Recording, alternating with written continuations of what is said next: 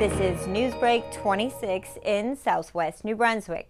I'm Vicki Hogarth. Here's what's happening in our part of the world. New Brunswick is inching towards our first major vaccination goal of having at least 75% of the eligible population vaccinated with at least one dose of a COVID-19 vaccine.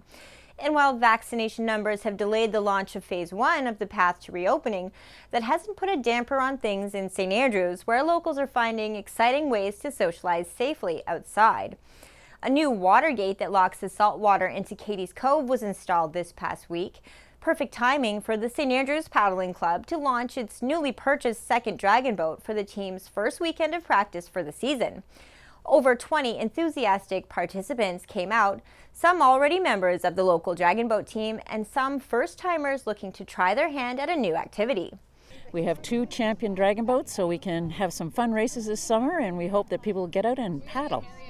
If you are looking to try out the sport, visit the St. Andrews Paddling Club on Facebook for more information. Katy's Cove is also now open to swimmers and beachgoers as well. The Charlotte County Archives has launched the first ever St. Andrews Heritage Hunt. Locals and visitors can purchase tickets for $10 at various locations around St. Andrews that contain a map and clues to 12 heritage buildings and architectural features to discover on a historical scavenger hunt of the town plat. We wanted to find a way to give some people something fun to do this summer. You know, we've all been cooped up this past year. So we've got a fun activity. People can come to town and get out with their friends, with their bubble, with their family.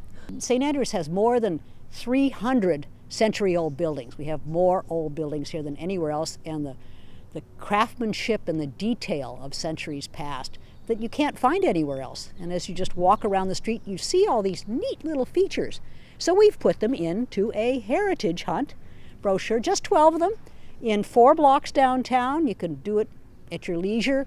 Prize winners will be selected from a draw at the end of the season. Prizes will include a night at the Algonquin Resort, 1-year family memberships to Ministers Island, the Huntsman Marine Science Center, and Kingsbury Garden.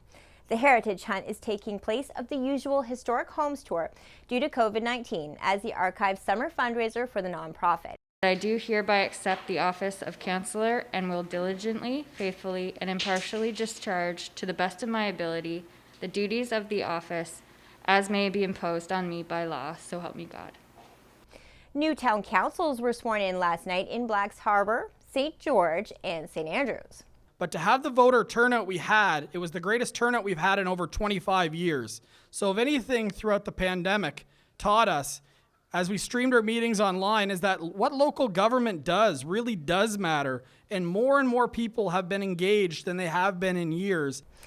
The new councils in both Blacks Harbour and St. Andrews had their first council meetings directly following the swearing-in ceremonies.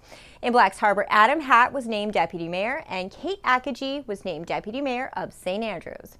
Finally, the Community Living Center in St. George hosted a barbecue last Thursday as part of the organization's Disability Awareness Week activities. CHCO's Noah Carr, who teaches sign language here on our TV channel, also attends the Community Living Center.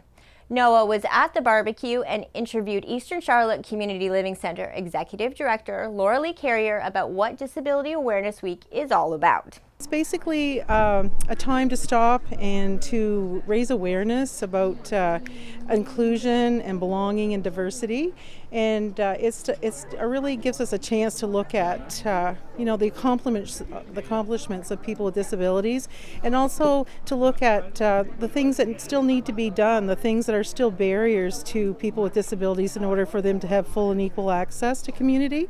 Great job, Noah. That's all the news I have for you. For more stories and live-streamed COVID-19 updates for New Brunswick, follow us on Facebook at CHCO-TV.